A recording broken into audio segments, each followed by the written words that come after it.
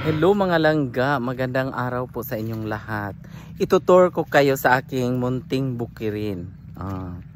Ayan. Ito dito, ayan yung part ng may mga niyog at sagingan. Ano naman talaga yung niyugan, yung taas, yung sa ilalim niyan ay mga saging.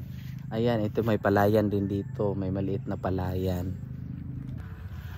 Itong lupa na ito, nabili ko ito katas ng pagiging entertainer ko noong araw sa Japan. Tapos, yung mga naman, ito namang flower farm na ini-invest ko ngayon ay katas ng pagiging caregiver. Ganun. Dito may maliit na daan. Ayan, papunta itong irrigation kasi yung mga anihan dito irrigated, may tubig. Tapos yung kabila naman dito ako nagpa-flower farm, nandyan sa kabila. Tapos yung kabila naman ay yung niyugan at sagingan. Ito yung parte ng aking prutasan. Ito ang rambutan. Ito naman ay lansones.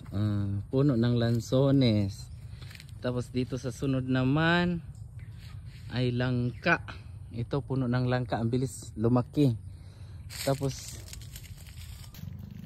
ito naman ay guyabano. Dito naman sa susunod ay bayabas. Diba? Bayabas. Ito naman ay atis. Namumunga na ito Namumunga. Tapos meron ding mga malalaking puno tulad ng star apple. 3 puno ko ng star apple. Tapos meron akong makopa, 2 puno. Ayan, makopa. Yan, puno ng makopa ito. Namumulaklak na siya. Ayan yung makopa. Ay, may bunga na. Meron din akong mga saging. Yung lakatan siya, maliliit nga lang. Ito, mga ganyan. Ito naman ay puno ng kakao. Meron akong puno ng kakao. Ayan. Meron din akong puno ng pomelo. Ayan, 6 na puno to Pomelo.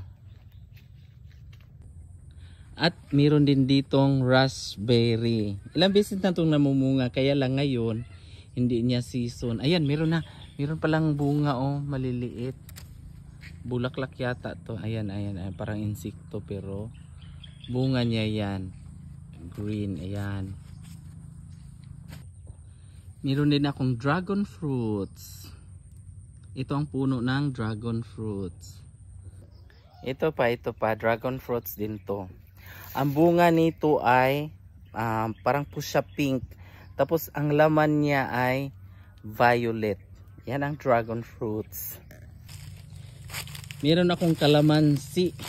Ayan, naubos na naubos na yung bunga. Inano ng kilawin. Ginamit sa pagkikilaw. Ayan Ito, ang daming bunga ng star apple. Napakarami. Titingnan sa ilalim, ang dami. Ayan, nasa ilalim. Napakaraming bunga. Maabot mo lang siya talaga. Diba? Hindi pa siya hinog. Ayan, ang daming bunga. Yan namulaklak, tas kasunod niyan ay ito. Magiging bunga na yan, ang daming bunga. Siguro mga ilang buwan yan, magiging na yan. Bibilog-bilog na yan. Diba? Ito din ay rambutan. Ayan, medyo matangkad-tangkad na siya.